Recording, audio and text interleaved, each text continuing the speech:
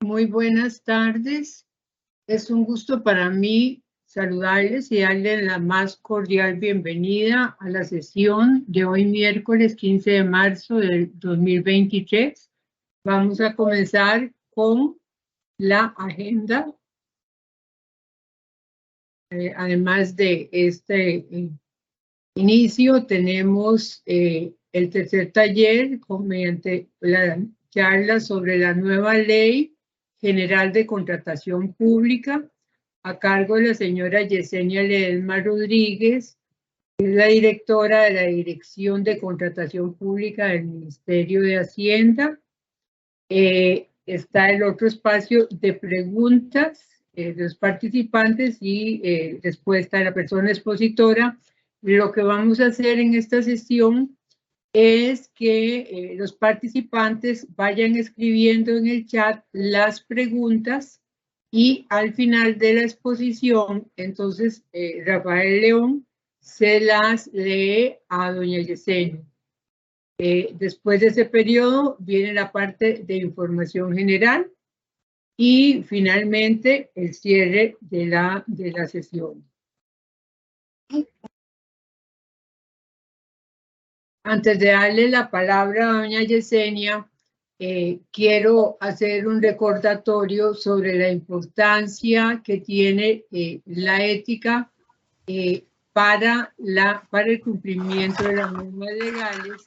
Y ahí recordamos que ética y derecho se mueven en planos diferentes, de manera que en la ética prima la interioridad, es autónoma, por eso la persona es capaz de ponerse sus propias normas, pero a la vez cumplir las normas legales que son impuestas heterónomamente porque las considera justas, necesarias para el trabajo social, ¿verdad?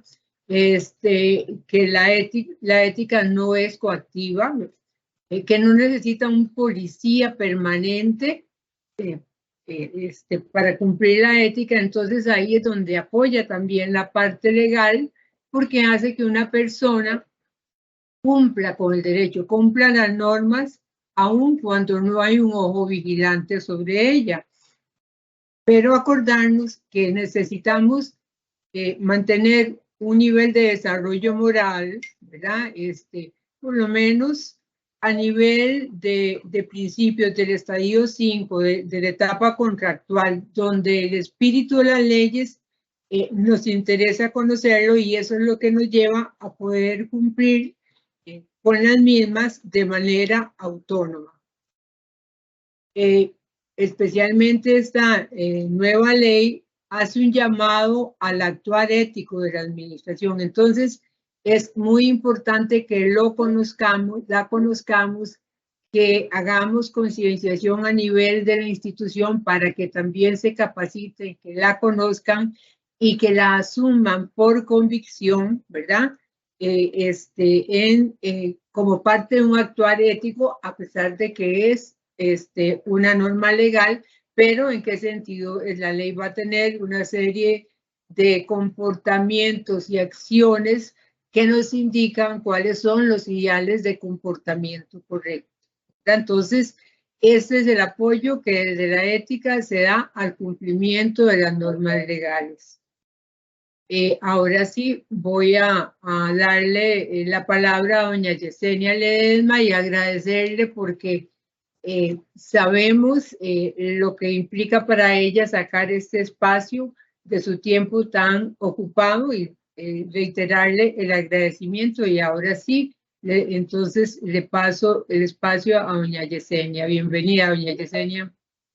Muchas gracias, doña Vera. Muy buenas tardes para todos. Espero que se encuentren bien. Y aquí estamos. Voy a compartir primero para ubicarme en la presentación, por favor.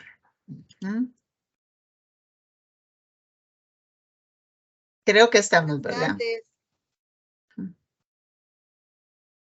Buenas tardes. Ok. Sí, gracias a la comisión por esta invitación, ¿verdad? Aquí. Perfecto. Ahora sí la ven bien, ¿verdad? Sí. Sí, gracias. Sí, agradecerles a la comisión por esta invitación. El tema de contratación pública, pues, es un tema muy sensible a nivel país, y no solamente en Costa Rica, sino en todos los países del mundo. Y esta nueva ley de contratación pública viene a reforzar muchas debilidades que ya teníamos de la ley anterior, la 7494, que era ya una ley que tenía bastantes años de estar en el país, desde 1999, si no recuerdo. Y se habían hecho muchas modificaciones. Hemos contabilizado como unas 21 o 22 modificaciones, tanto en la ley como en el reglamento. Inclusive había muchas actuaciones que se realizaban por pronunciamientos y no necesariamente porque estaba en la ley. Entonces, a raíz de todas esas necesidades, además de que el mundo cambia, necesitamos una nueva ley de contratación pública. Pero antes de entrar de lleno un poco en la ley, porque si voy a ser claro, voy a hacer simplemente como una pincelada, porque el tema de la contratación pública y la nueva ley incorpora cambios muy importantes. Voy a citar algunos generales y bueno, espero de que se haga un poco menos, porque sé que el tema de la contratación pública a veces es un poco pesado, pero vamos a hacer un gran intento con ustedes. ¿Por qué son importantes las compras públicas? Esa es una gran pregunta y ya sé que ustedes están respondiendo en este momento. Y sí, todos vamos a tener razón en decir, bueno, porque van a atender las necesidades de las instituciones, pero también no podemos perder de vista que una compra pública va a traer satisfacción a la sociedad.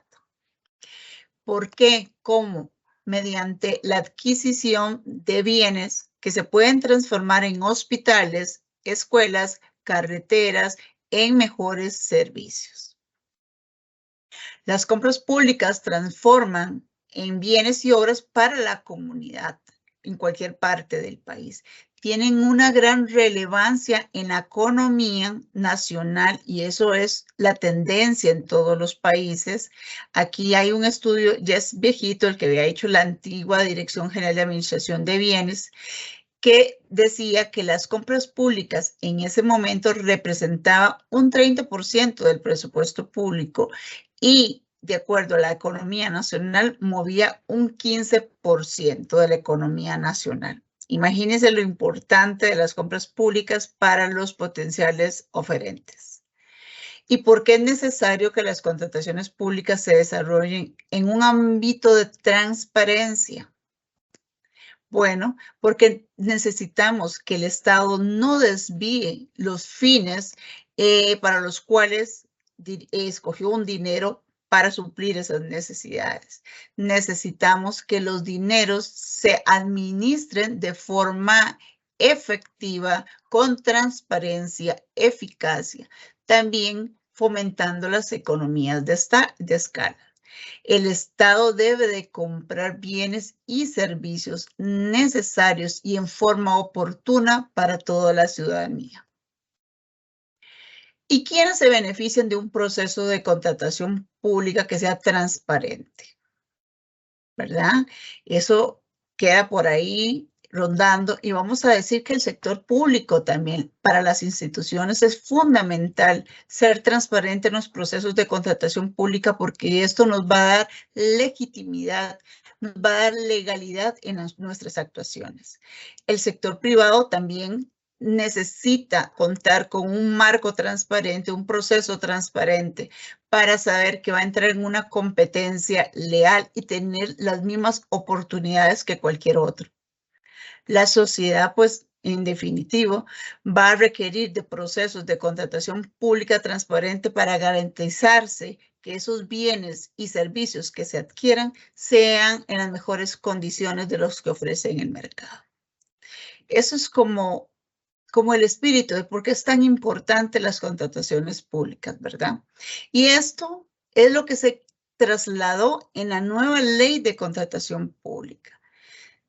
Con esta ley viene a fomentar una mayor transparencia quiere darse la estandarización y crear política pública con respecto a este tema.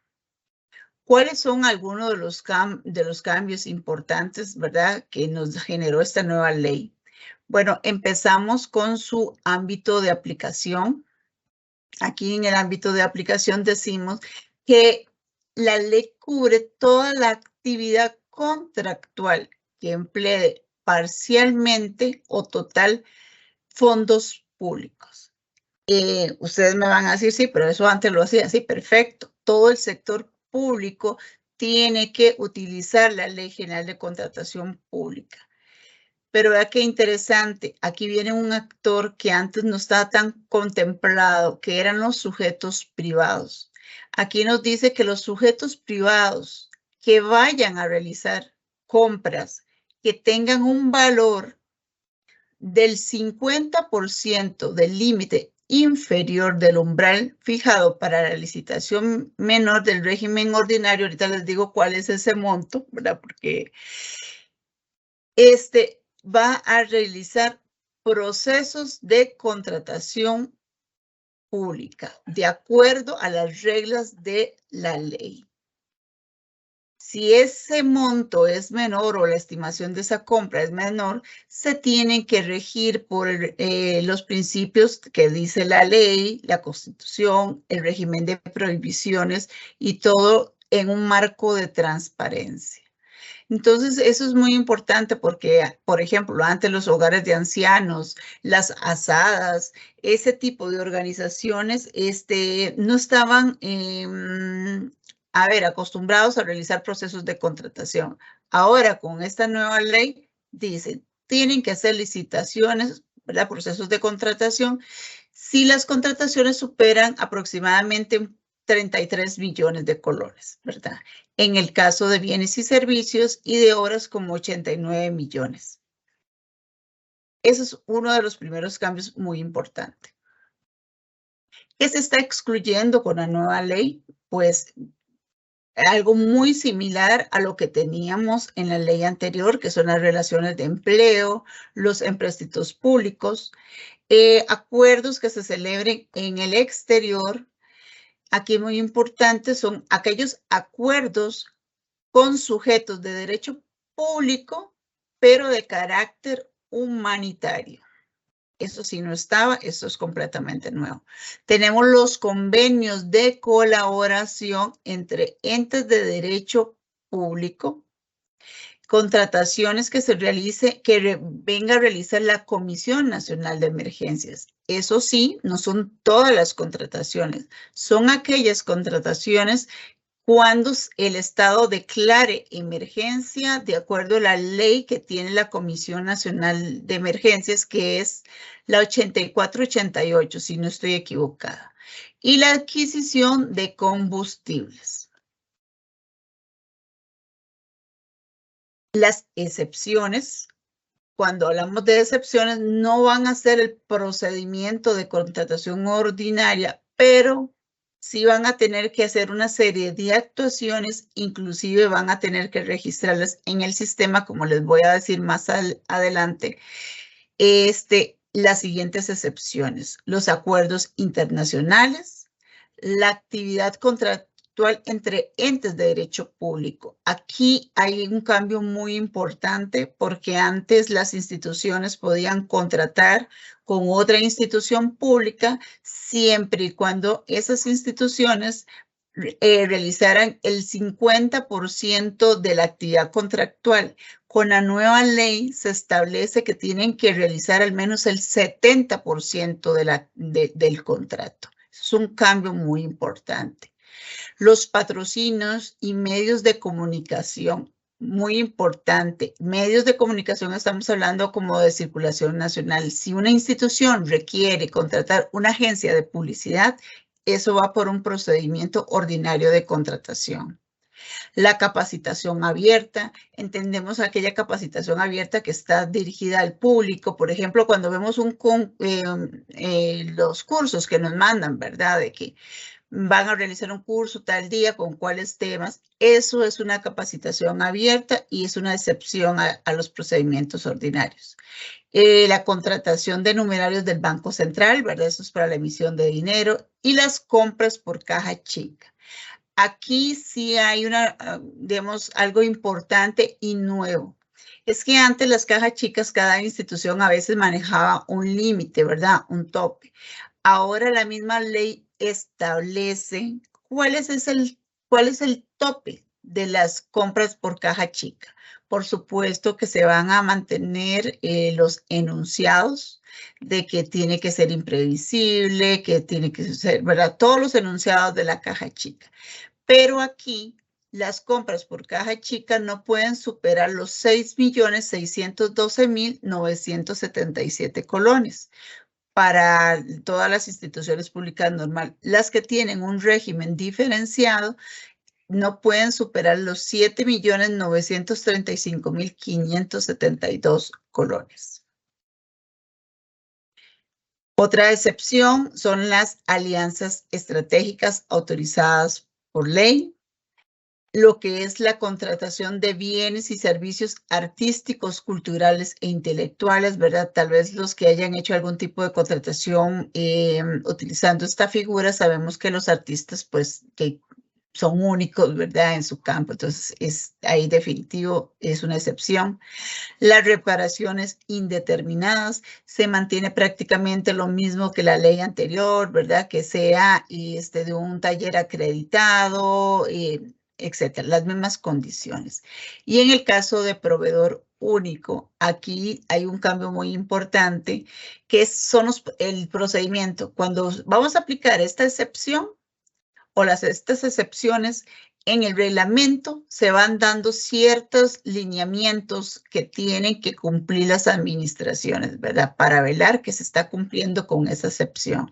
En el caso de proveedor único, ahora ya no basta con decir que es proveedor único, y aunque lo demuestren, igual hay que sacarlo durante 3 días en el sistema para ver si existirá algún otro potencial que diga yo puedo dar este servicio. Y es decir, ahí donde la administración va a tener que determinar si efectivamente continúa con esa condición de proveedor único.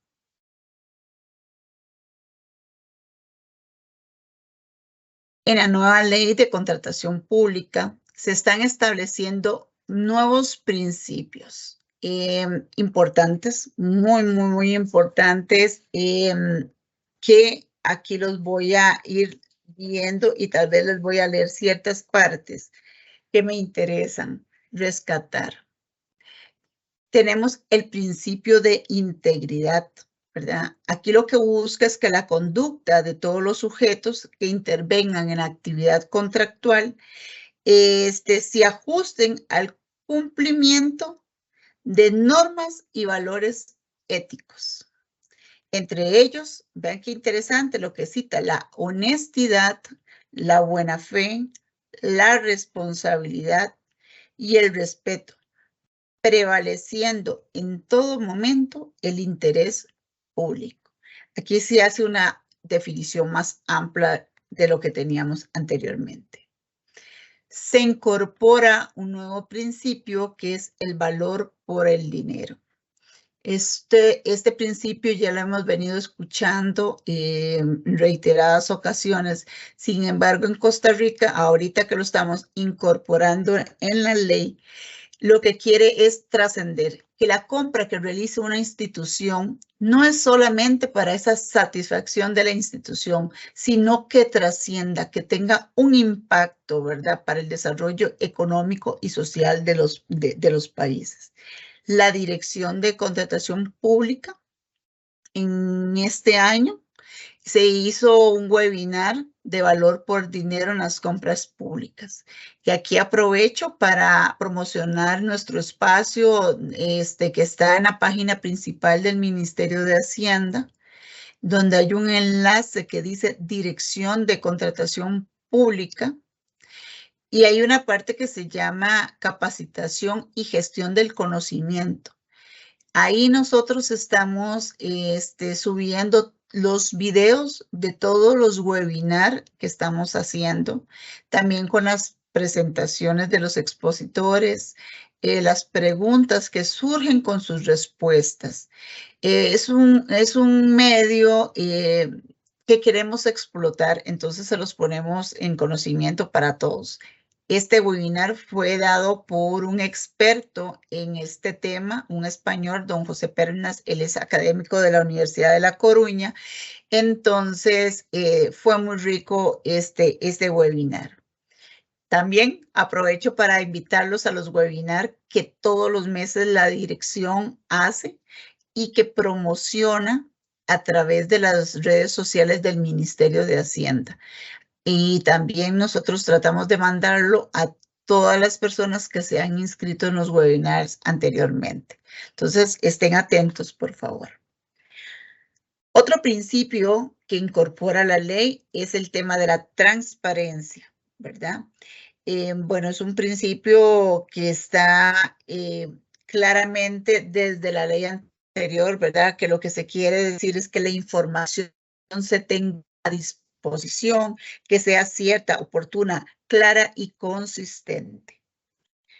Hablamos del principio de sostenibilidad social y ambiental, ¿verdad? Aquí lo que se quiere es que todas las actuaciones de la administración vengan a responder a criterios que vengan a proteger el medio ambiente, la sociedad y el desarrollo humano. Tenemos el principio de eficiencia y eficacia. En la ley anterior estaban separados, si no estoy equivocado. Y aquí lo que quiere es, ¿verdad?, que utilicemos de la mejor forma los recursos públicos y también velar, ¿verdad?, para que esas compras públicas cumplan su finalidad. Tenemos el principio de vigencia tecnológica, que antes estaba incorporado no como un principio, pero ahora sí se está incorporando como tal. Lo que se requiere es, ¿verdad?, que se tengan todas las previsiones para que se compren aquellos bienes que vengan a prevalecer, ¿verdad?, la vigencia tecnológica en el momento. Yo no sé si ustedes se han enterado de casos, pero yo sí, en otras ocasiones he visto que compran algo y resulta que ya no se puede actualizar porque era una versión descontinuada a lo que compraron. Entonces, imagínense la inversión que hicimos de recursos, no nos va a servir. O resulta de que están pidiendo en el pliego condiciones una versión que ya no está. Y ya hay otra versión más actualizada. Aquí este principio es fundamental para todas aquellas personas que están interviniendo en la definición de especificaciones técnicas. Tenemos el principio de igualdad y libre concurrencia, igual que lo teníamos en la ley anterior, ¿verdad? La idea no es limitar la participación de nadie, es que todos tengan las mismas oportunidades para participar en los procesos de contratación pública. Tenemos el principio de mutabilidad del contrato, que anteriormente no estaba expresamente en la ley, sino solamente en el voto 998. Esta es, ¿verdad?, que la administración tiene la obligación de mantener el equilibrio económico de las ofertas. Y por supuesto, perdón, ese es el de intangibilidad patrimonial, me equivoqué, perdón. La mutabilidad del contrato es que el contrato puede cambiar, ¿verdad?, según las necesidades de la administración, y el de intangibilidad patrimonial es esa, la obligación que tiene la administración de mantener el equilibrio económico de las ofertas. Igual, estos dos principios anteriormente estaban en el voto 998 y no en la ley, ¿verdad?, como ahora sí está establecido.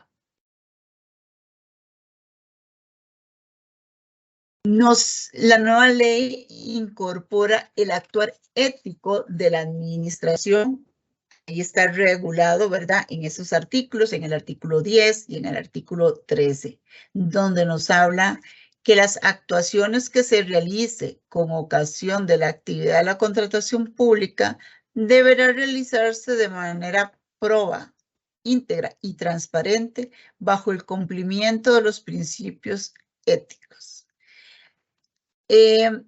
Aquí me siento muy contenta de haber conversado con doña Vera y con don Rafael en su momento cuando estábamos elaborando el reglamento, porque le soy sincera, ¿verdad? Uno con este tema de la ética confunde a veces los términos. Y bueno, logramos agregar la palabra proa, no solo la palabra la proa, sino todo el concepto que eso encierra. Aquí también nos dice que la autoridad de contratación pública, que es el rector en contratación pública, como les voy a indicar más adelante, va a emitir los lineamientos para la disposición. Si bien es cierto, el reglamento vino a hablar un poco más sobre el actuar ético, gracias a la anuencia de la Comisión Nacional de Valores, ya estamos trabajando en crear el Código de Ética en Contratación Pública. Yo espero que para tal vez este año logremos, digamos, que quede ya listo. Es un esfuerzo de la comisión también, de algunos miembros de la comisión del Ministerio de Hacienda, junto con funcionarios de la Dirección de Contratación Pública y, por supuesto, bajo el liderazgo de la comisión, que tienen gran conocimiento en el tema. La Autoridad de Contratación Pública está muy anuente en este trabajo, porque seríamos el primer país que tendría un código de ética en contratación pública a nivel centroamericano. Y a nivel latinoamericano creo que seríamos como el tercero. Entonces, eso habla muy bien de los esfuerzos que queremos dar sobre este tema en el país. El reglamento, como les decía, viene a hablar un poco más sobre el actual ético y dice que todas las actuaciones deberán de estar orientadas para la satisfacción del interés público. Vean qué importante lo enfatiza, ¿verdad? Porque a veces decimos que lo que compramos es para la satisfacción de las necesidades de la institución. No, pero al final tenemos que ver que en realidad lo que necesitamos es la satisfacción del interés público. Salvaguardar en todas sus actuaciones el interés público. Abstenerse de utilizar las atribuciones de su cargo, que no nos aprovechemos del cargo en que estemos para tener ventaja, ¿verdad?, en procesos de contratación pública que se realicen. Nos dice que debemos de rechazar todo tipo de pagos, regalos, dádivas, comisiones, gratificaciones o liberalidades semejantes. Nos habla de no infringir el régimen de prohibiciones que vamos a ver un poquito más adelante, ¿verdad? Que tenemos prohibición directa o indirecta en los procesos de contratación pública. Que no debemos establecer intereses privados o relaciones con personas físicas o jurídicas. Tenemos que tener cuidado en nuestras actuaciones.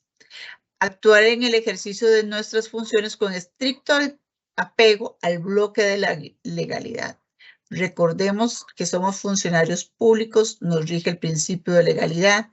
En otras palabras, tenemos que actuar de acuerdo a lo que nos diga la norma. Elaborar el pliego de condiciones, procurando la más amplia participación y la igualdad entre los oferentes. ¿Por qué se hace énfasis en eso? Porque a veces, lamentablemente, pues hemos tenido conversaciones con proveedores y como nos ayudó haciendo las especificaciones técnicas, inclinamos estas hacia el producto que están ofreciendo ese que nos ayudó. Y no puede ser esto. El pliego de condiciones tiene que ser amplio para que todo el mundo participe en igualdad de condiciones. Aquí también nos habla el reglamento sobre el actuar ético de otros sujetos distintos a la administración, es decir, los particulares. Dice que deberán realizar de manera proba, íntegra, transparente, con rectitud, con buena fe, durante todas las etapas del procedimiento de contratación. Y vea qué importante, habla de todas las etapas. Si yo voy a venderle al Estado, no es solamente decir me cuido para la presentación de la oferta y durante la ejecución del contrato voy a hacer pequeñas cosas. Esto no puede ser posible. Son sujetos que se les llama a ese actuar ético en todas las etapas del proceso de la contratación. Que busca que disponga de mecanismos preventivos mediante los cuales se pueda enlazar y poner a disposición del control ciudadano la información existente en los diferentes registros públicos. Quiere decir que yo me registre en todo lo que tenga la administración pública para que puedan revisar cómo, qué tan solidario soy yo, qué tan cumplidor soy de lo que nos pide la misma administración. Disponer de mecanismos preventivos a fin de evitar, mediante la información disponible en registros públicos. Aquí es para ver cuáles son los grupos de interés de su empresa, ¿verdad? Entonces, esto es lo que se busca. Establecer el compromiso anticorrupción y buenas prácticas comerciales. Interesante, no solo hay corruptos, hay corruptores. Desgraciadamente, si llega una empresa, ¿verdad?, insta la corrupción y está el funcionario público, pues es culpa de los dos. Por lo general se tacha al funcionario público, pero no aquel que ofreció una dádiva, no aquel que está fomentando, dirían ser piedra de tropiezo, ¿verdad?, del funcionario, que no debería de ser, ¿verdad? Porque tengo que saber que tengo que actuar éticamente. Pero desgraciadamente, para que exista corrupción, tiene que haber dos. Ajustar las prácticas a los más altos estándares de las disposiciones éticas de probidad, integridad y buena fe que rigen el comercio. El principio de buena fe, pues siempre se ha buscado en los procesos de contratación pública, ¿verdad?, que efectivamente el proveedor tenga el interés de vender ese servicio o ese bien con calidad y todo lo que dice dentro de la contratación, y no que luego cambien esas condiciones. Aquí la nueva ley incorpora un tema muy importante, que es la compra pública estratégica. Anteriormente no hablábamos de compra pública estratégica, hablábamos un tiempo de compras verdes, compras sostenibles, compras sustentables, ahora compras sostenibles. Pero lo cierto es que la nueva ley está incorporando la compra pública estratégica, que es promover consideraciones sociales, económicas, ambientales, culturales, de calidad y de innovación, atendiendo al objeto del contrato. Esto es importante porque lo que se busca es no solamente darle ciertas condiciones al producto, sino que dentro de la metodología de evaluación se evalúen esos criterios para obtener lo que es la compra pública estratégica al final, ¿verdad?, que se respete. Se dice que se deben respetar los principios de la contratación pública, las metodologías de evaluación, las condiciones del objeto contractual, tiene que respetar, ¿verdad?, de acuerdo a lo que existe en el mercado. Por cierto, el martes o miércoles, no, hoy es miércoles, ¿verdad?, ya estoy perdida. Ayer se tuvo una charla con respecto a ciertos criterios que se tienen que incluir en los procesos de contratación. Este tema es muy importante. Se incorpora la compra pública innovadora. Aquí en Costa Rica nos confundimos a veces con criterios de innovación y compra pública innovadora, ¿verdad? Cuando hablamos de compra pública innovadora es que se quiere comprar bienes, servicios u obras que sean nuevos, o sea, que no estén en el mercado, o bien que existan, pero que estén significativamente mejorados, ¿verdad? que vengan que brinden una nueva solución que satisfaga de una mejor forma el interés público. Sobre la compra pública innovadora, nosotros en ADECOP hicimos un webinar el año pasado. Se invitaron expertos, un señor, don Gustavo Crespi, que es del Banco Interamericano de Desarrollo, y doña Sandra Cindy, que es una consultora experta en el tema. Por cierto, ya tengo buenas noticias, que tenemos una cooperación técnica no reembolsable con el BID, donde estamos desarrollando ya lo que es la compra pública innovadora. Nuestro objetivo es dar mejores instrumentos a las instituciones, cómo se tienen que elaborar los carteles, y también para culminar esta consultoría, por decirlo de esta forma. Por supuesto que vamos a dar más capacitación en este tema, pero también vamos a escoger algún proyecto de una institución para llevarlos de la mano y crear una compra pública innovadora. Entonces, claro, esto estamos hablando de aquí a un año, ¿verdad? Finalizando el año para iniciar este proceso. Todavía no hemos definido a cuál institución se va a escoger, pero bueno, ya estamos trabajando en eso y eso es algo muy positivo.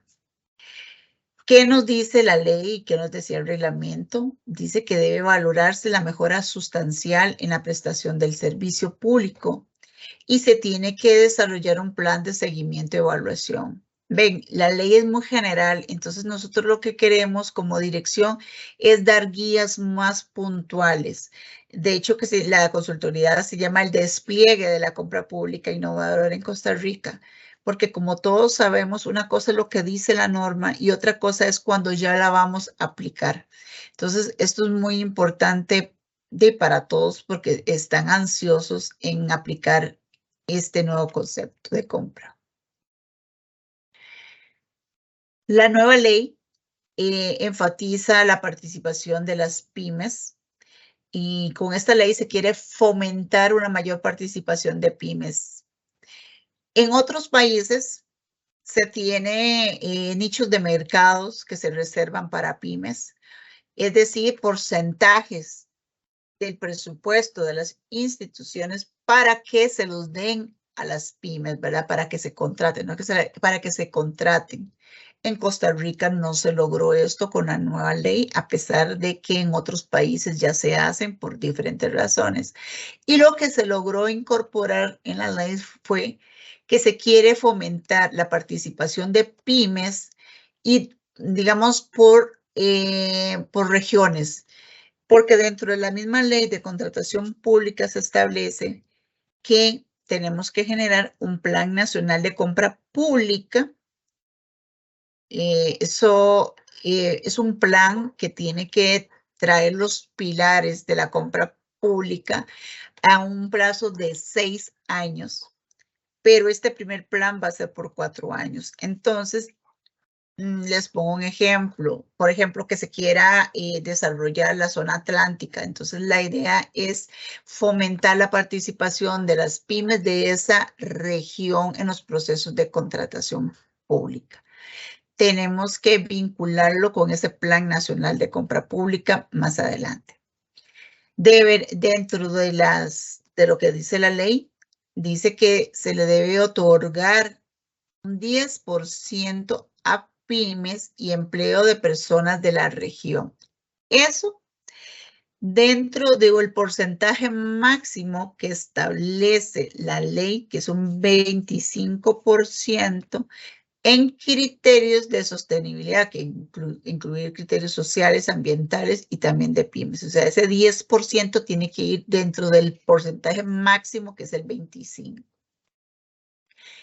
Eso lo tiene que definir cada institución. La dirección pues no da las pautas porque las metodologías de evaluación va a ser de acuerdo al objeto contractual, ¿verdad? Entonces, por eso es que lo definen las instituciones.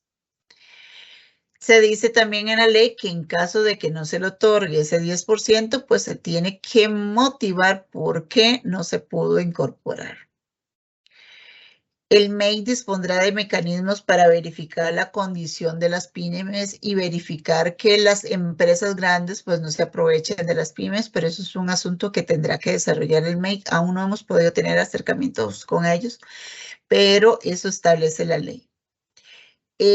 Bueno, aquí en cuanto al fraude que va a generar inelegibilidad de la oferta o resolución, es que se podría poner dentro del cartel, por ejemplo, de que una empresa se consorcia con una pyme, pero a veces es solamente para ganar los puntajes. Entonces, por eso es que se tiene que vigilar muy bien la participación de las pymes en un futuro contrato. La nueva ley de contratación pública cambió los nombres, ¿verdad? Que ya conocíamos de lo que era una licitación pública, una licitación abreviada. Ahora se llaman licitación mayor, licitación menor y licitación reducida. Esos son los 3 tipos de procedimientos ordinarios. Y tenemos las excepciones que vimos al inicio de la presentación. Permiso. Con respecto a cuáles son, cómo voy a determinar qué tipo de procedimiento realizar. Pues bien, la Contraloría seguirá emitiendo cada año los umbrales de ese tipo de contrataciones, ¿verdad? Para este año ya quedó definida. Por ejemplo, si la contratación, voy a iniciar de abajo hacia arriba, en bienes y servicios. Si se va a comprar, se va a realizar un proceso de compra, ¿verdad? Para bienes o servicios menor de 59.555.990, eso será una licitación reducida. Va a ser licitación menor si es de 59.555.990 hasta los 238.223.960 colones. Y va a ser licitación mayor si es más de 238.223.960. Eso para bienes y servicios. En obra pública cambia, igual que la ley anterior, ¿verdad? Que eran más altos los umbrales por el costo que significa una obra pública. Decimos que la licitación reducida es cuando la contratación va, digamos, desde un colón hasta 160.343.050 colones. La menor, desde ese umbral hasta los 641.372.200 colones.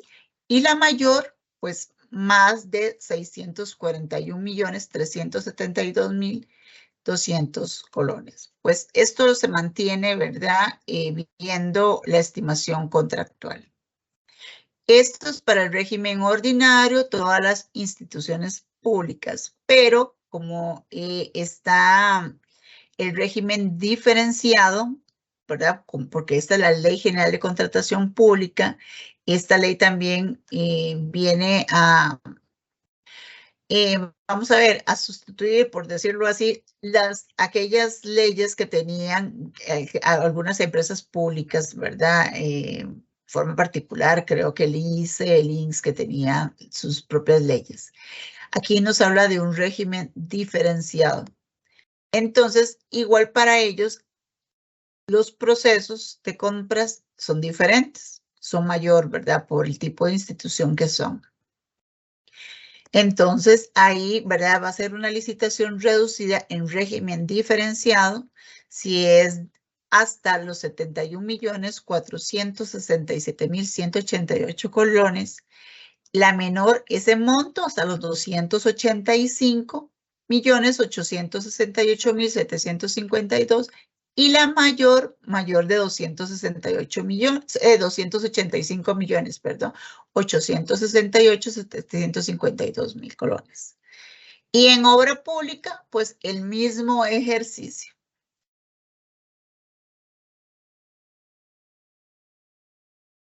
Ok.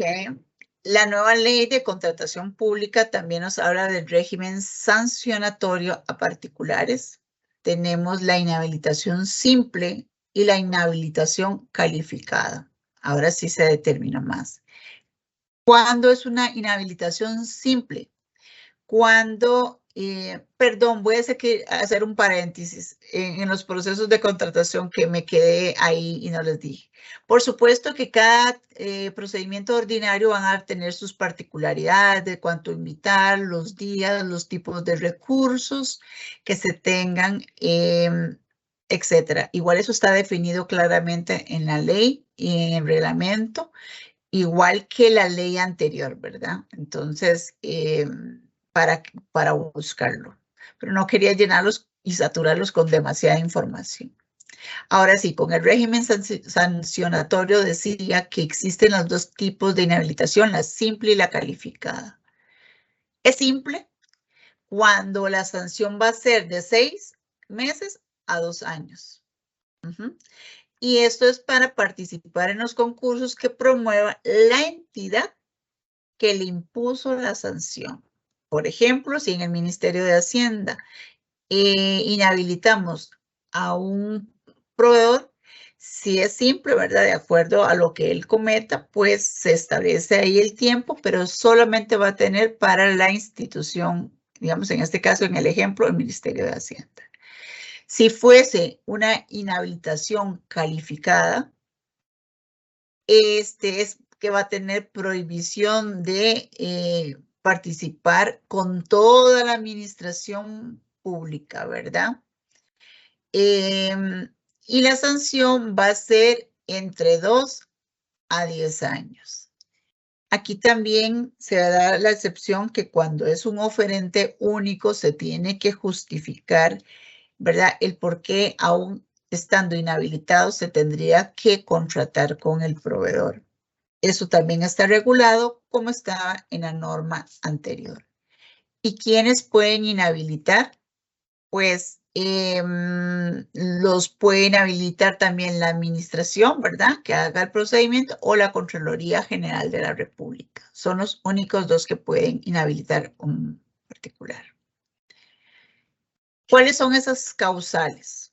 Bueno, son bastantes, ¿verdad? Esta vez se agregó bastante, que dice que obtener ilegalmente información que lo coloque en una situación de ventaja. Ejemplos pueden haber muchos, ¿verdad? Lamentablemente, fuga de información, que le den a ese producto, entonces tiene una ventaja ante los demás. Si se comprueba eso, puede darse ese proceso. Si deja sin efecto su oferta durante el concurso sin ninguna justificación. Con la nueva ley de contratación pública no hay garantía de participación, que antes se utilizaba como esa sombrilla, ¿verdad? Como para decir, bueno, usted si deja el concurso votado, le aplicamos la garantía de participación. Ahora ya no hay garantía de participación y por eso es que se trasladó a esta causal en esta inhabilitación. Incumplir el régimen de prohibiciones, sabiendo yo que tengo prohibición, aún así participo. Entonces también es una causal. Participar en concurso pese a que esté inhabilitado, ¿verdad? Entonces, eso es muy importante. Si ya sé que estoy inhabilitado con toda la administración pública, no puedo concursar. O si es con una administración particular, no puedo. Dar dádivas a funcionarios que lleven el concurso, pues eso no hay que explicarlo, ¿verdad? Introducir hechos falsos en los procedimientos. Los que hemos tenido experiencia en este proceso de contratación, pues a veces es cuestionado, ¿verdad? Lo que presentan. Inclusive hasta declaraciones juradas de experiencia que a veces se les solicita, son falsas, ¿verdad? Si eso se comprueba, es una causal de sanción. Brindar información falsa, omitir o no actualizar la información en la declaración jurada, ¿verdad? También. Uso ilegítimo de una pyme para obtener beneficios, que era lo que les mencionaba anteriormente. ¿Por qué? Porque ahora lo que se quiere fomentar la mayor participación de las pymes dentro de las compras públicas. Incumplir con el objeto del contrato sin justificación o fuera del plazo. Y abandonar un contrato en ejecución sin justa causa, ¿verdad? Que hay proveedores que dicen, no, y es que, vea qué lamentable, yo sé que las administraciones a veces duran mucho en pagar. Y hay proveedores que dicen, es que si no me paga ya no les voy a dar más el servicio. Lamentablemente, aunque es cierto lo que está diciendo y que eso está afectando a toda la liquidez de su empresa, no puede hacer eso. Entonces, esto es muy importante que lo tengan en cuenta, digamos, los particularidades. Y sigue la lista. Obtener beneficios indebidos por la contratación irregular. Bueno, en contratación irregular, ¿verdad? Que están las definiciones, que es una contratación irregular, sabiendo yo que debió ser una licitación mayor, por ejemplo, hicieron una reducida y aún así participé y me estoy beneficiando de esto. O, bueno, eso es un ejemplo, pero puede darse otros motivos. Dejar caducar una contratación por culpa del contratista. Bueno, el tema de caducidad aquí se está incorporando en esta nueva ley, antes no estaba. Retrasar o encarecer proyectos de infraestructura sin causa, ¿verdad? De que a veces dicen, bueno, oye, no, es que como la administración no me aprueba eso, voy lento, lo hacen a propósito y bueno, eso se quiere regular. Acciones u omisiones en proyectos de infraestructura que pongan en peligro la vida o la seguridad. Eso es fundamental. No firmar el contrato que le adjudiquen. Es decir, ya está todo listo y no quieren llegar a firmar. Ha sucedido de que a veces está el contrato nada más para firma y nada que aparece el representante legal, ¿verdad? No iniciar un contrato sin justificación a un mes de refrendado. Igual, digamos, son situaciones que se presentan y si se indicaron acá es porque fue de casi siempre que sucedía, bueno, casi siempre no, habían sucedido en otras ocasiones. Dar un objeto contractual de menor calidad que lo ofrecido.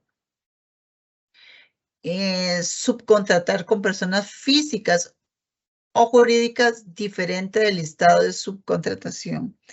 Eso es muy importante porque los subcontratistas también tienen que revisarse en el régimen de prohibiciones, tienen que revisarse de que estén al día con todo. Y a veces hay administraciones que no lo hacen. Entonces, es importante también cuando la gente fiscaliza los contratos ver si el subcontratista estaba dentro de la lista que habían presentado inicialmente. Causas del contratista que provoquen la resolución contractual. Dar capacitaciones dentro o fuera del país a funcionarios sin ser obligaciones del contrato. Esto es porque se ha dado se dio, ¿verdad? En el pasado de que habían funcionarios públicos de que viajaban y decían, es que una empresa X me compró el pasaje, me dio toda la estadía para que fuera a ver sus instalaciones, sus cadenas de producción o quieren darme una capacitación en el extranjero. Entonces eso se está, digamos, evitando y cerrando acá en la nueva ley. Participar en hechos de la Ley General de Contratación Pública que generen sanciones a funcionarios. Ahora sí, por supuesto que va a haber un régimen sancionatorio a funcionarios públicos, por supuesto, ¿verdad? Y esto va en escala. Apercibimiento por escrito es una llamada de atención y es por escrito que va a ir en el expediente del funcionario. Puede suspenderse también sin goce salario hasta por 3 meses. Puede haber despidos sin responsabilidad patronal. Y bueno, cancelación de credenciales son aquellos que son de elección popular, ¿verdad? ¿Y qué causaría todo esto? Las causales. Bueno, infringir el régimen de prohibición previsto en esta ley, ¿verdad? Sabiendo que no puedo participar de un proceso de contratación, aún así lo hago. Participar en actividades organizadas o patrocinadas por los proveedores, que se liga a lo que estábamos viendo anteriormente. Omitir, tramitar el procedimiento de contratación en el Sistema Unificado de Compras Públicas. Esto lo voy a mencionar más adelante porque es importante que ustedes tomen en cuenta que todo proceso de contratación pública tiene que tramitarse en el Sistema Digital Unificado. En este caso es el SICOP. Y ahí ahora voy a hacer un énfasis. Entonces puede ser que un funcionario lo tramitó por fuera, sin permiso, sin autorización. Eso es una causal de sanción. Dar orden de inicio a cualquiera de las circunstancias indicadas, bueno, eso es lo que se describe en el artículo 125, que habría que buscarlo. Evadir procedimientos ordinarios o emplear las excepciones. Es decir, vean, lo que se les recomienda es que si yo tengo duda que si eso es una excepción, mejor haga un procedimiento ordinario. No hay que exponerse, ¿verdad? Entonces, eso es muy importante que se tome en cuenta. No atender los requerimientos formulados por la Contraloría. Omitir, verificar las declaraciones juradas rendidas por los oferentes, ¿verdad? O sea, un funcionario que trabaje en esto tiene que verificar las declaraciones juradas, tiene que revisar todo lo que incorporan en las ofertas. Efectuar pagos indebidos al contratista o una contratación irregular, ¿verdad? Sabiendo que no hay pagos por adelantados, por ejemplo, que les aprueben un pago por adelantado. Eso no puede ser posible.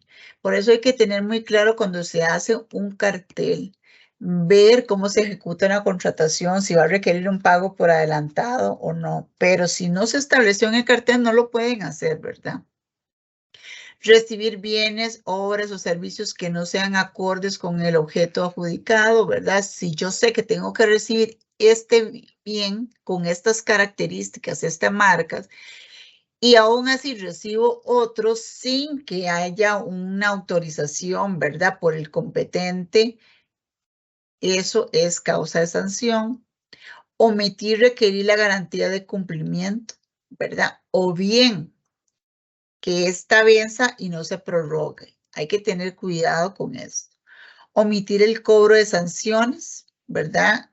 Por ejemplo, si había multas establecidas en el cartel y yo no las cobro, puede ser una causal de sanción. Brindar ilegalmente información que coloque en ventaja a los otros. Recibir las dádivas. Anotar un acto de adjudicación sin contar con adjudicar sin que yo tenga el contenido presupuestario. Eso es muy importante. Tenemos que contar con el contenido presupuestario para poder adjudicar. Si no, no se puede, ¿verdad? Entonces, hay que cuidarse por ahí. A veces le dicen, no, de por sí ya viene en camino. No, no, hasta que esté la plata se adjudica, no es porque viene en camino. No incorporar dentro del plazo fijado la información en el sistema. Lo que se requiere es que el sistema esté actualizado en línea, o sea, como corresponde, en tiempo real. No dejarse documentos por ahí, pero aunque no debería de suceder eso, porque ahora todo se tramita en el sistema, pero por aquello. Autorizar una sesión de contratos sin cumplir con los requisitos de la ley. Bueno, los contratos se pueden dar en sesión, ¿verdad? Pero hay una serie de requisitos que hay que cumplir, no tramitar dentro del plazo estipulado cualquier gestión que formule el contratista. Hay gente que les llega el correo, se les notifica alguna gestión y nadie responde. Por eso es tan importante que si alguien se va de vacaciones, deje ahí el mensaje que está de vacaciones, que se dirija con fulano o el jefe de esa persona, estar el cuidado de eso. Provocar una situación de urgencia que origine un desabastecimiento de bienes y servicios. Es decir, las personas que están en la planificación de compra tienen que saber cuándo compra y en qué momento oportuno iniciar los procesos de compra. No atender las disposiciones que diga la autoridad de contratación pública a nosotros que somos la dirección de contratación pública. Introducir sin sustento técnico requisitos y condiciones injustificadas en los pliegos de condiciones, es decir, inventar lo que no se tiene que inventar para darle ventaja a otro, en otras palabras. Realizar modificaciones al contrato extraordinarias de forma irregular, ¿verdad? Si las modificaciones de contrato tienen que ajustarse a una serie de condiciones y eso es lo que tienen que velar. Incumplir con las obligaciones de requerimientos de consumo y aprovechamiento de economías de escala. Vean qué importante. Aquí es planificar las compras públicas para aprovechar los recursos públicos y hacer un buen uso de los mismos. Bueno, eso era como en el régimen de prohibiciones y sus causales. Aquí quiero hablar del sistema unificado de compras públicas, como les mencioné. El sistema está estipulado en artículo 16. Ese sistema nos dice que las compras públicas se tienen que hacer siempre por sistema, ¿verdad? El sistema será único y centralizará todos los procedimientos de contratación. ¿Por qué? Porque anteriormente habían instituciones, digamos, tal vez municipales o descentralizadas que tenían sus propios sistemas de compra pública. Ahora no, tenemos que usar el mismo, el que defina la dirección de contratación pública. Y para este momento, el que tenemos es el SICOP. Que el SICOP seguirá siendo el sistema de por vida, yo no les puedo garantizar eso porque la misma ley dice de que tenemos que hacer una licitación para determinar el sistema de compras públicas. Ahora, como la ley entraba el 1 de diciembre, lo que se hizo fue un estudio de costo-beneficio y, ¿verdad?, qué era mejor, si sacar un proceso de contratación para un nuevo sistema de compra pública o ajustar el que ya teníamos, ¿verdad? Y bueno, el estudio técnico funcional que se hizo en ese momento fue continuar con el SICOP e hicimos una contratación por 4 años. Nosotros dentro de un año tenemos que comenzar a definir qué vamos a hacer con el sistema. Entonces, pero por el momento es el SICOP y así lo dio a conocer la dirección. ¿Cómo se paga el SICOP? Cada institución deberá de pagar de acuerdo al sistema tarifario. Hay un reglamento tarifario que no es perfecto, tienen toda la razón, porque vamos a ver, se hizo en ese momento aplicando los principios de solidaridad, de igualdad, que cada institución pagara de acuerdo a su consumo y uso. Pero bueno, vamos a analizar ciertas cosas y seguramente se va a ajustar, pero por el momento está definida la tarifa, las instituciones saben lo que tienen que pagar y la dirección es la que se encarga de ir ajustando también el sistema. De acuerdo a lo que manifiesten las necesidades de las instituciones, vamos coordinando las mejoras del sistema.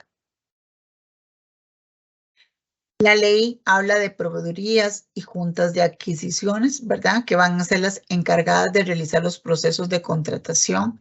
Su organización, ¿verdad? Su estructura va a depender de cada institución.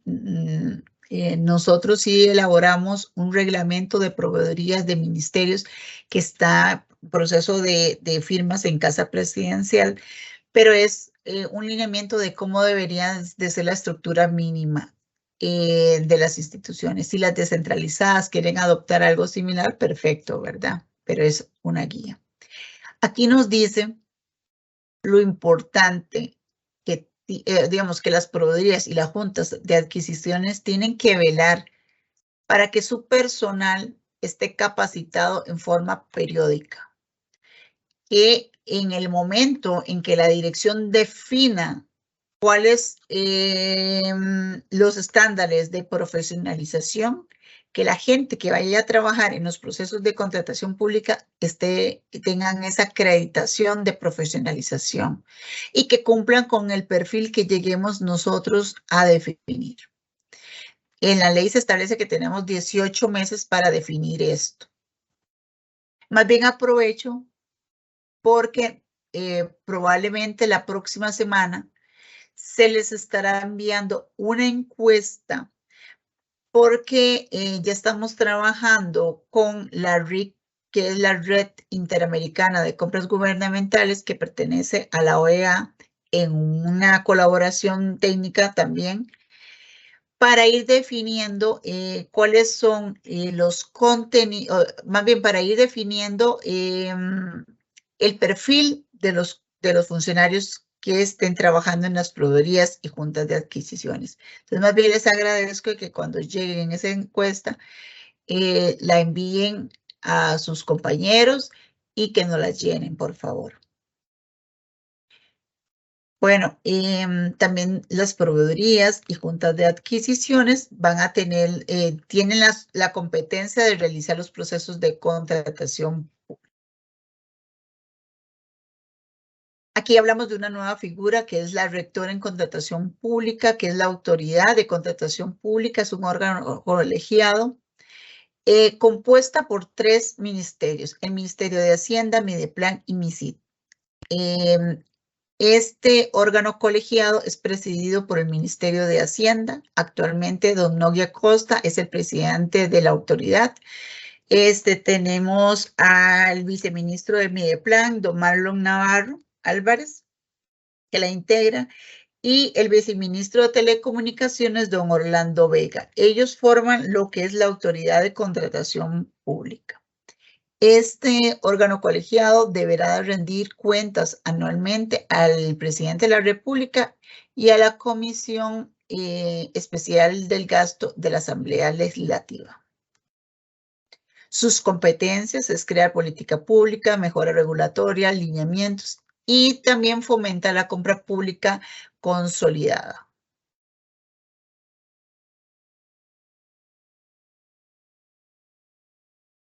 También debe de emitir las estrategias de profesionalización, como les decía, ¿verdad? Lo que se quiere es una certificación de idoneidad, capacitación permanente para los funcionarios y acreditación de las unidades de compra. Cuando se tengan esos lineamientos, ¿verdad? La autoridad deberá de ponerla a disposición a todas las instituciones. Tenemos, también tiene que velar para darle datos a la ciudadanía para que ellos participen en forma efectiva en los procesos de compra pública, sobre todo, ¿verdad? Para estar velando de que los recursos públicos se utilicen como corresponde. Asesoría para la ejecución contractual. Vean qué interesante. Aquí la autoridad deberá de emitir las fórmulas para el mantenimiento del equilibrio financiero. ¿Y qué es eso? El reglamento de reajustes de precios. Nosotros en el reglamento está el transitorio, que por el momento el reajuste de precios serán las fórmulas que defina las instituciones, ¿verdad? Para los contratos.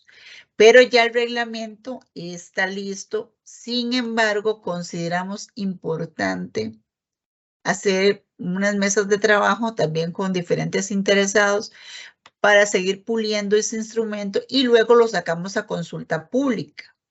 Yo esperaría que tal vez en el mes de abril, ¿verdad? A finales de abril salga a consulta pública. Lo van a tener disponible por 10 días para que hagan sus observaciones. Y esto es muy importante, la participación de todos. Y bueno, todos los lineamientos que pueda emitir la autoridad en materia de contratación pública. Luego tenemos la Dirección de Contratación Pública, la cual represento.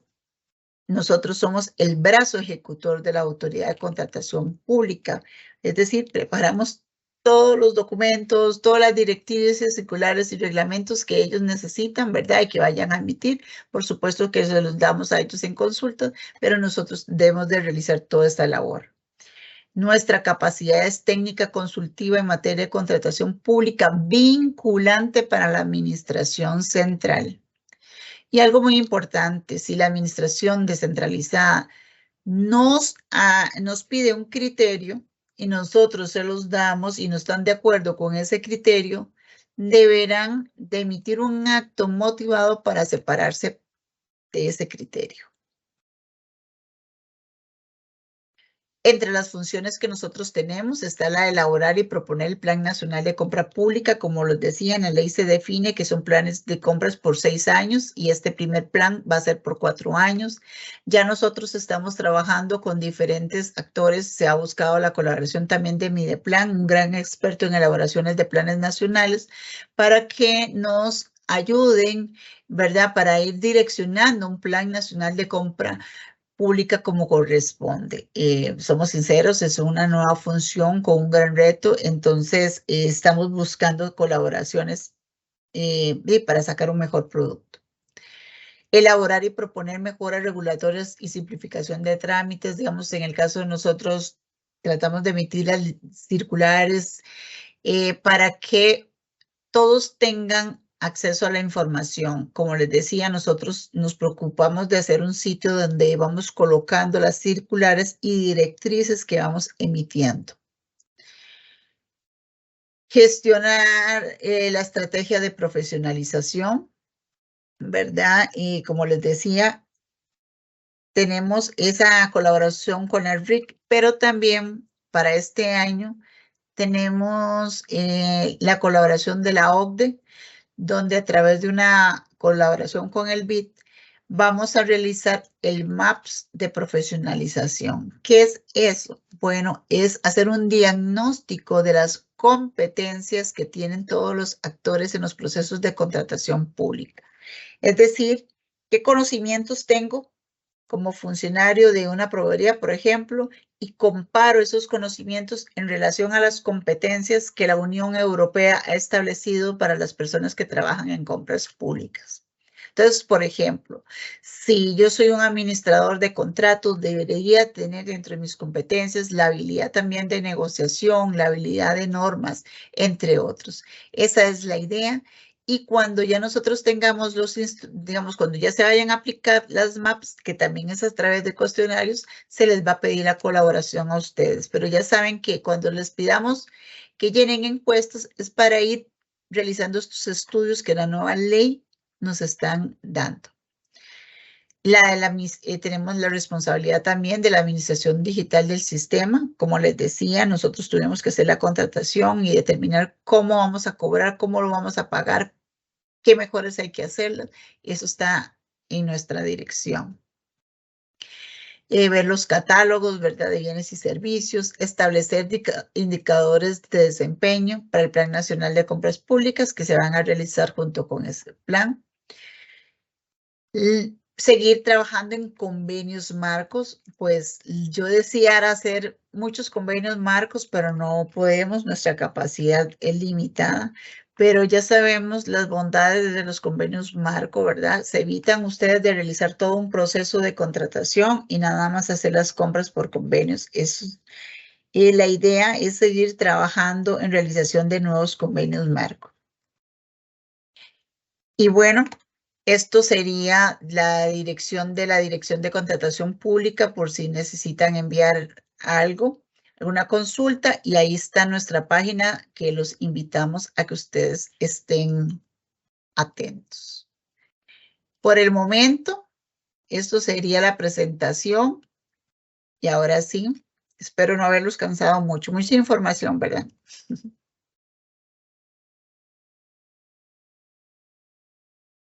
Ahora, Rafael. Hola, hola, buenas tardes. Muchísimas gracias más bien por la información porque nos han estado pidiendo mucho las personas integrantes del sistema hablar sobre este tema. Y tenemos pues varias preguntas, entonces tal vez voy haciendo en bloque porque son bastantes y si se las digo todas pues sí serían demasiadas, pero tal vez ir leyendo algunas para que pueda ir como uniendo ideas. Dice la primera, me encantaría que por favor se refiera a las contradicciones éticas de las contrataciones hechas a la medida, entre comillas, ¿verdad? La segunda dice que si tiene a disposición la resolución de la Contraloría con los límites económicos de contratación administrativa para el 2023, ya que la última que aparece es la RDC 00020 del 2022. Y una tercera, bueno, más bien esta es una solicitud del Ministerio de Trabajo y Seguridad Social. Le solicitan con todo respeto que se tome en cuenta para el proyecto de compras innovadoras que sería una qué experiencia bueno. muy enriquecedora en cuanto al conocimiento que se puede adquirir y compartir. Entonces, no sé si empezamos con esas tres antes de seguir con otras. Bueno, primero, la más fácil, ¿no? Y la resolución está en la página de la dirección y normativa. Ahí están las resoluciones de la Contraloría y también todas las circulares que hemos emitido. Entonces, bueno, ahorita si la puedo buscar, igual don Rafael se la puedo mandar y usted se las envía a ellos, pero también si la necesitan ya, ¿verdad? Están ahí en la página. De acuerdo. Bueno, y la otra fácil también es que los tomen en cuenta. ¿Cuál ministerio dijo usted, don Rafa? Trabajo. El Ministerio de Trabajo. Bueno, está interesante.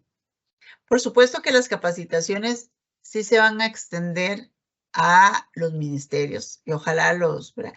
El proyecto que vayamos a escoger todavía no lo hemos definido, ¿verdad? Tendrá que ser de gran impacto también. Yo sé que todos los ministerios tienen una función trascendente en el país, porque si no, no existiéramos, ¿verdad? Pero la idea es que eso ahí sí hay que hacerlo en consenso para escoger cuál es la institución. Pero bueno, ahí las invitaciones, espero poder abarcar bastantes personas en estas capacitaciones. Contradicciones éticas. Me gustaría, tal vez, don Rafa, no sé si es posible que la persona que hizo la pregunta ponga algo más, porque ¿a qué nos podemos referir? La pregunta se refería sobre las contrataciones hechas a la medida. Que usted estaba hablando precisamente de eso cuando se hace un cartel Exactamente. orientado Pero hacia. es que, es que no debería darse un cartel orientado a una, por ejemplo, qué sé yo, que me dicen, a veces cuando se pedían cosas con una medida exacta, yo no sé, ¿por qué una medida exacta? O sea, eso no puede ser. O sea, yo tengo que poner rangos de tolerancia, por ejemplo, en medidas. O si es que yo necesito una consultoría para X cosa, ¿verdad? No es viendo solamente lo que tenga la empresa. O sea, es que qué difícil, porque no puede darse. Es que precisamente eso es lo que queremos decir. No se pueden hacer contrataciones hechas a la medida. No puede. O sea, no pueden existir. Nosotros tenemos que dar una libre participación, que es un principio que siempre ha estado y que lamentablemente las instituciones, y hay algunas, fomentan. Vea, yo he visto cosas que dicen, piden características técnicas y uno dice, piden tanto y ¿saben qué han hecho? Pegar una ficha técnica. Eso es lo que han hecho. Por ejemplo, de un servicio. Entonces, pegan prácticamente las características de una ficha técnica. Esto no puede ser. O sea, yo tengo que rescatar aquellos elementos que me vengan a definir el objeto contractual, pero tiene que ser amplio para que ingresen diferentes ofertas, no condiciones tan específicas que están en las fichas técnicas. Yo creo que ahí la labor de la proveeduría es fundamental, porque hay instituciones que vienen la parte que necesita, ¿verdad? Y lo que hizo fue eso, ¿verdad? Copiar una ficha técnica y la manda a la proveeduría, y la proveeduría no revisa las especificaciones porque dicen, y es que eso fue lo que mandaron la unidad solicitante y ellos sacó así el cartel. Yo difiero con eso. Y tal vez me van a disculpar ahí los señores de proveeduría, no sé si habrá aquí alguien de proveeduría, pero yo sí difiero de eso. Cuando yo trabajaba en la proveeduría, y bueno, para los que no me conocen, yo era la subproveedora del Ministerio de Hacienda como por 12 años y después fui proveedora en los últimos 2 años antes de ingresar a la dirección. Y yo siempre les inculqué a los analistas que revisáramos precisamente bien las especificaciones, porque si veíamos que era una copia de una ficha técnica y literal, yo me encontraba casos que era, comenzábamos a quitar un montón de características porque eso no podía definirme el objeto contractual, ¿verdad? Entonces la labor y el filtro que se tengan en las proveedorías es fundamental desde mi punto de vista. De acuerdo, muchísimas gracias. Voy con el siguiente bloque. Nos preguntan, ¿qué sucede si una empresa es inhabilitada participa con otra razón social, es decir, crea una nueva empresa para ofrecer los mismos productos. Esa es una. Y otras dos que están relacionadas es aclarar quién aplica las sanciones o inhabilitaciones que nos comentó, si es la Contraloría, ¿verdad? Según lo que dice la ley, y cómo diferenciar qué sanción aplicar, si es inhabilitación simple o calificada. Es que depende de las causales. Ahí precisamente eso va a quedar bajo la actuación, digamos, de la administración. Recordemos que si sucede algo en la administración es la que hace el proceso para inhabilitar, que es un proceso ahora establecido en la ley, ¿verdad? Anteriormente se tenía que aplicar la Ley General de Administración Pública, ahora no, aquí la ley lo está estableciendo cuál es el proceso, pero lo hace la administración. Pero también la Contraloría podría eventualmente, digamos, hacer una investigación, digamos, no sé, un contrato de ejecución y hacer un estudio para poder inhabilitar una empresa, ¿verdad? O sea, quienes tienen la potestad, sea la administración o sea la Contraloría, lo podrían hacer, ¿verdad? Pero la Contraloría sería un caso que ellos lo determinen. Digamos, ¿cómo definir si son 6 meses, 1 año, 2 años? Es que eso ya depende, ¿verdad? De cada institución que comiencen a analizar las causales y lo van a determinar. Eso no, digamos, igual va a quedar bajo responsabilidad de la administración. Con respecto a que una empresa es muy vivilla, eso no es con la nueva ley, eso es con la vieja ley toda la vida.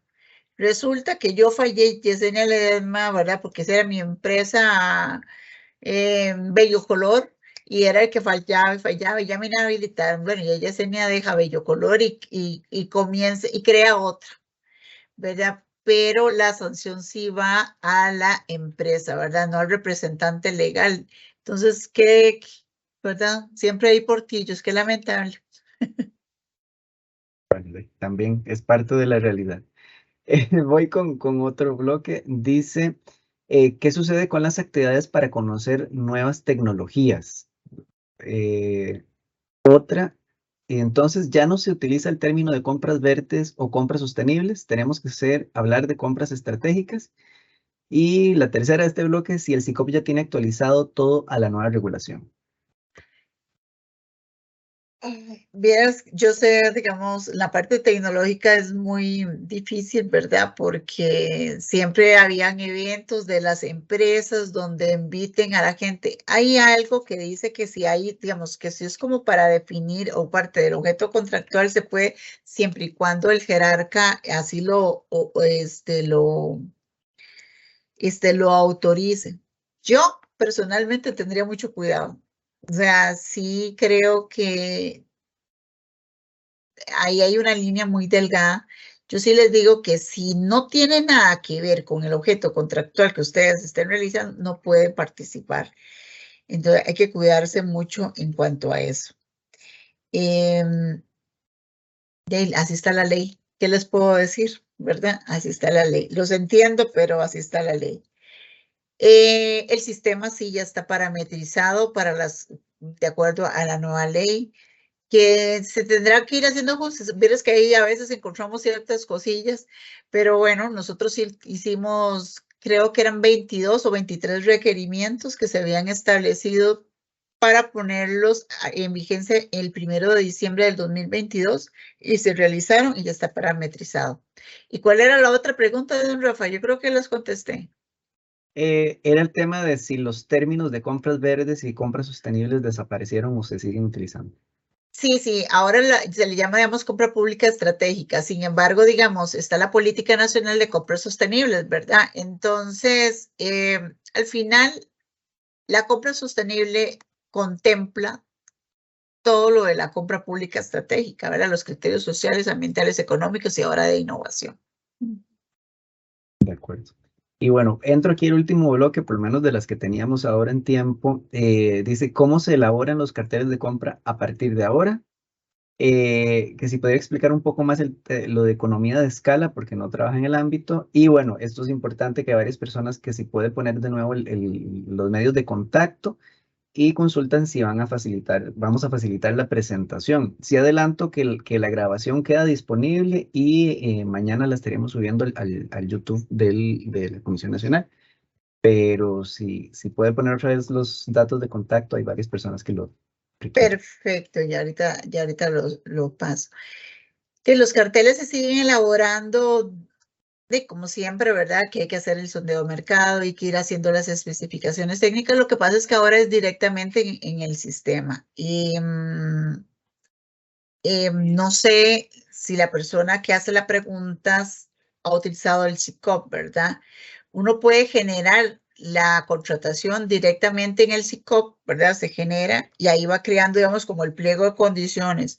Lo que pasa es que hay instituciones que hacen pliegos de condiciones muy robustos, entonces prefieren hacerlos como en un PDF y luego se adjuntan.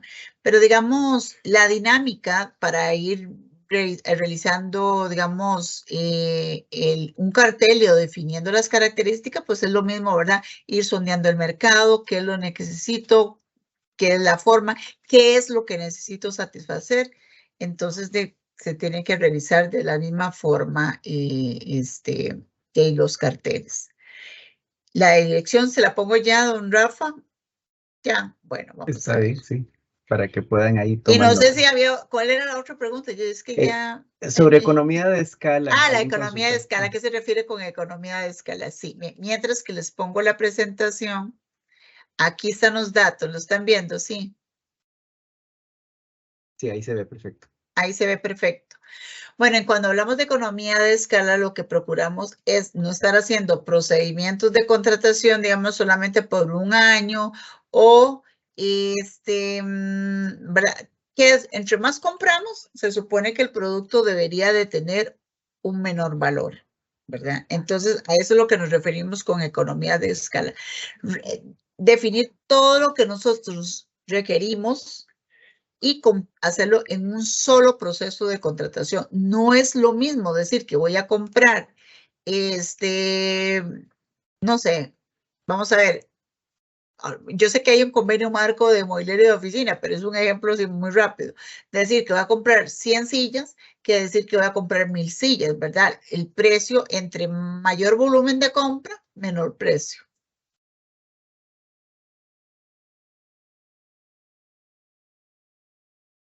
Bueno, esas serían todas las preguntas que tenemos Ah, por ahora. perfecto. Doña Vera. Ah, bueno. Segundo.